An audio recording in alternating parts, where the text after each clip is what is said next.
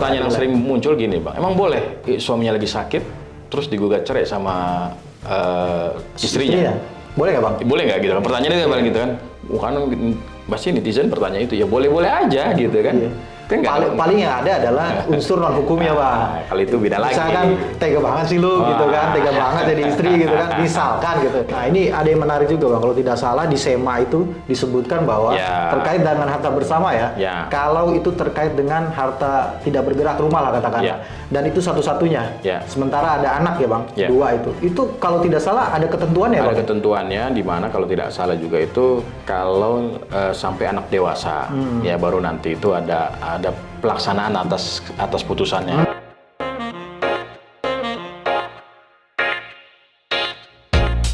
Assalamualaikum warahmatullahi wabarakatuh.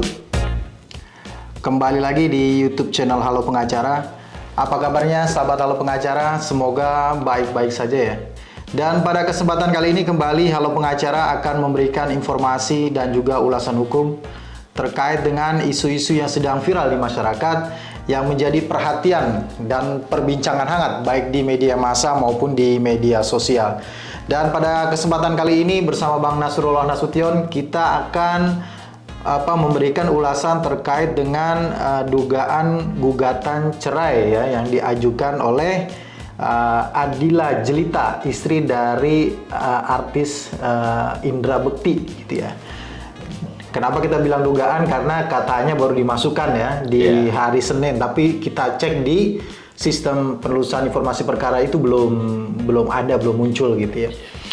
Dan sebelum kita lanjut, jangan lupa dukung Halo Pengacara dengan memberikan likes, komen, dan juga subscribe YouTube channel Halo Pengacara. Dan jangan lupa juga nyalakan lonceng supaya tidak ketinggalan update-update dari Halo Pengacara terkait dengan isu-isu yang sedang viral di masyarakat. Bang Nasrul, Bang Nasrul mendengar kabar yang cukup viral dan menghebohkan gitu ya di kalangan masyarakat.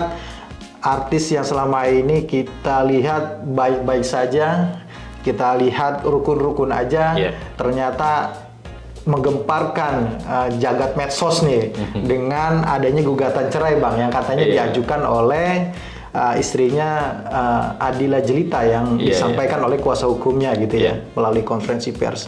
Yang Abang lihat ini memang fenomena gugatan yang cerai yang diajukan terhadap suami yang kita lihat kondisinya sekarang kan Indra Bekti ini, Mas Indra Bekti ini baru pulang dari rumah sakit gitu ya, habis dari pengobatan yang kasusnya ini hampir mirip dengan mungkin kalau Bang Nas pernah ingat kasusnya Mas Gugun ya. Gugun Gondrong. Mas Gugun Gondrong juga kan dalam kondisi yang sama kemudian digugat cerai sama suaminya ya Bang.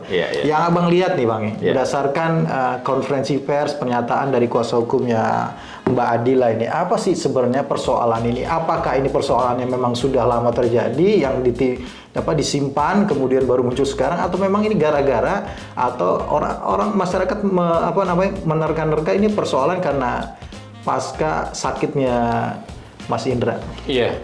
Terima kasih Bang Heri ya. Kalau kita baca dari pemberitaan memang ya banyak publik yang menyayangkan. Tapi kan itu kan bicara gugatan itu kan itu hak ya. Artinya kewenangan itu ada di masing-masing para pihak dalam pasangan suami istri. Kenapa menyayangkan? Mungkin dari perspektif publik merasa kan Mas Indra Bekti ini dalam masa pemulihan. Pasca kena serangan apa saya lupa tuh ya. Kena penyakit lah waktu itu ya, sampai dibawa ke rumah sakit, dan alhamdulillah sudah pulih, bisa sadar, terus pulih, terus sekarang dalam masa pemulihan. Nah, yang menarik adalah sebenarnya kalau bicara gugatan itu sah-sah aja sebenarnya Bang ya. Tapi yang menarik ketika dibumbui oleh publik dengan kata-kata, wah ini jangan-jangan dia karena sakit nih nggak mau ngurusin dan seterusnya gitu kan. Sebenarnya itu kan hak masing-masing pihak ya. Kita nggak tahu dalamnya seperti apa, dan informasinya kan sudah ada kesepakatan juga di antara para pihak bahwa ini adalah problem lama. Ya, problem lama artinya sudah pernah di antara mereka terjadi. Tapi itu kan dugaan publik saja, sebagaimana yang kita dapatkan informasi itu dari media kan. Tapi yang menarik gini Bang ya, Mungkin kalau bicara hukum itu adalah hak. Ya, hak seorang istri ketika memang dia rasa sudah tidak bisa punya tujuan yang sesuai, tidak sama, terus tidak sejalan lah ya, tidak sejalan, dan dia ya punya hak untuk mengakhiri hubungan suami istrinya, ya kan gitu kan. Dan itu juga cara juga yang diberikan oleh undang-undang ya. Artinya dia punya hak juga untuk itu, dan kita tidak bisa untuk melarang atau menyetop dan seterusnya. Itu yang pertama. Yang kedua adalah yang menarik, kalau yang sudah ada kesepakatan. Arti kesepakatan itu adalah bahwasannya baik para pihak itu sudah bersepakat untuk menyelesaikan hal-hal berkaitan dengan masalah perceraian. Iya. Kan banyak tuh Bang ya, masalah anak ada, masalah harta bersama ada, dan seterusnya. Dan saya rasa itu juga jadi poin penting yang akan nanti jadi pembicaraan. Iya, kita tidak tahu juga ya memang apakah yang terjadi sebelum peristiwa atau kejadian Mas Bekti sakit ya. Artinya bisa jadi memang persoalan rumah tangga itu kan selalu yang tahu itu kan antara mereka berdua gitu. Betul. Ya orang lain tuh kebanyakan tidak pernah tahu gitu. Bisa jadi ini adalah persoalan yang lama gitu ya, yang mungkin muncul dan baru terjadi, dan puncaknya adalah ketika Mas Bekti sakit gitu ya. Kan info terakhir 1 minggu terakhir ini katanya sudah tidak tinggal bersama begitu Bang ya. Nah, berdasarkan keterangan pengacaranya begitu.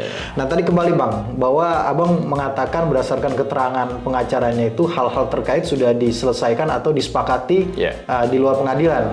Artinya sebelum gugatan yang diajukan sudah terjadi kesepakatan gitu ya mengenai hak asuh anak gitu ya.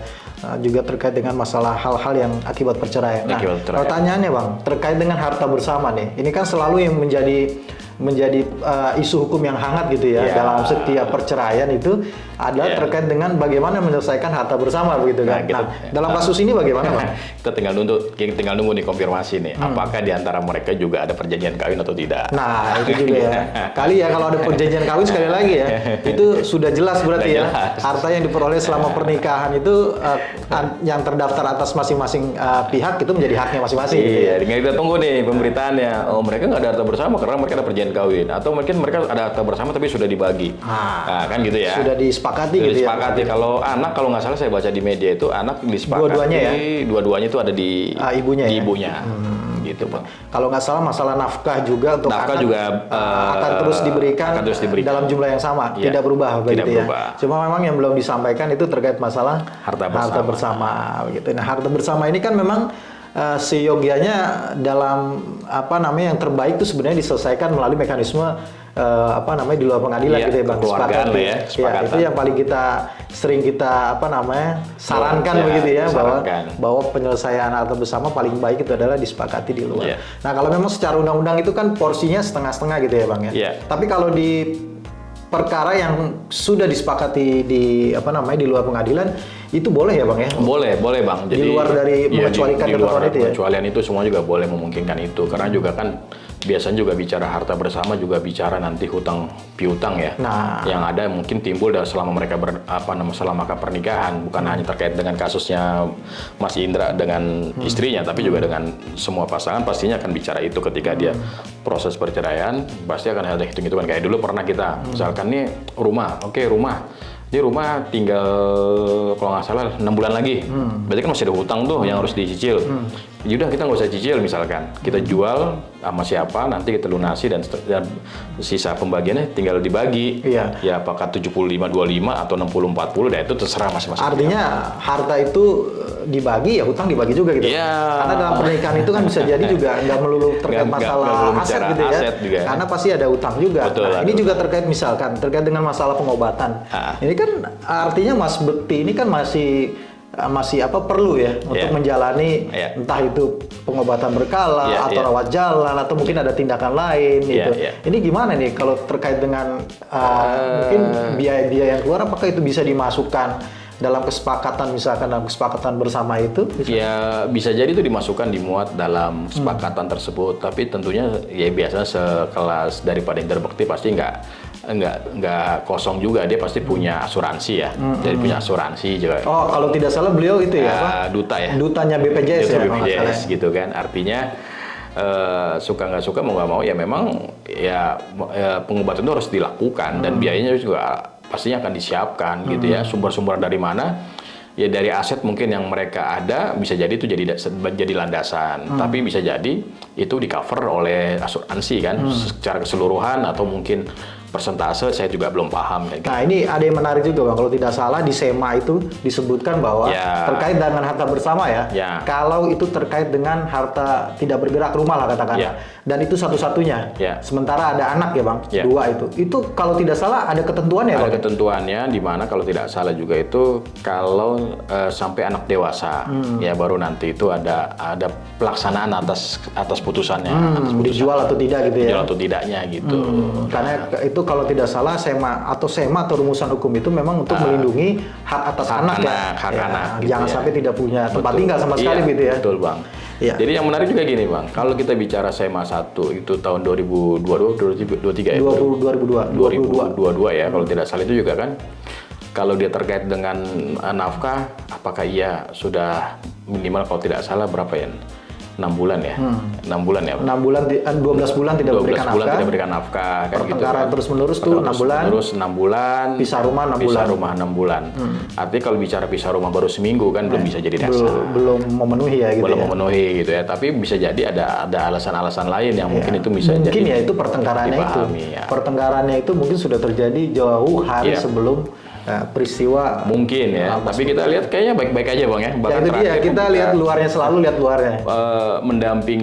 Mendampingi ketika dalam proses pemulihan maupun ketika di rumah sakit dan seterusnya, bahkan tampil di publik juga cukup mesra gitu.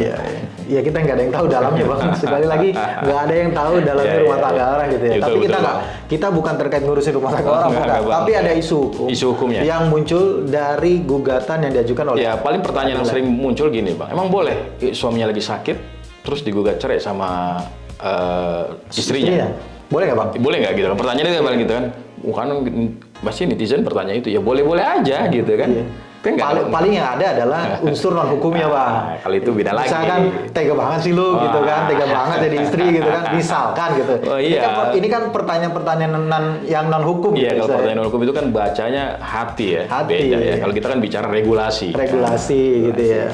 Atau kebalikannya, boleh nggak sih misalkan dalam keadaan suami istri sedang hamil, boleh nggak sih diajukan cerai talak gitu kan? Itu juga pertanyaan. Banyak pertanyaan-pertanyaan kayak gitu. Seperti itu ya. Ini kan yang artinya menjadi core-nya Halo Pengacara untuk menjawab ya, bukan terkait dengan rumah tangganya gitu ya. Bukan ya sekali lagi. Ada yang bilang, waduh sudah jatuh tertimpa tangga, ya enggak juga. Itu kan masing-masing pihak punya pilihan, dan kita nggak tahu pilihan itu memang udah ada kesepakatan apa yang dibuat itu hak-hak mereka masing-masing. Kalau sudah disepakati, saya rasa memang sudah ada sesuatu yang memang bukan yang belum selesai ya, atau sudah selesai gitu ya, dilaksanakan gitu masing-masing pihak di dalam kesepakatan itu ya.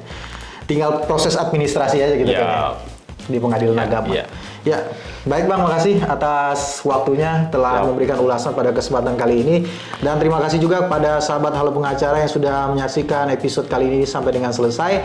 Jangan lupa terus dukung Halo Pengacara dengan memberikan likes, komen, share, dan juga subscribe YouTube channel Halo Pengacara, dan jangan lupa nyalakan lonceng supaya tidak ketinggalan analisa dan ulasan hukum dari Halo Pengacara terkait dengan isu-isu yang sedang viral di masyarakat. Sekali lagi terima kasih. Salam Halo Pengacara. Assalamualaikum warahmatullahi wabarakatuh. Waalaikumsalam warahmatullahi wabarakatuh.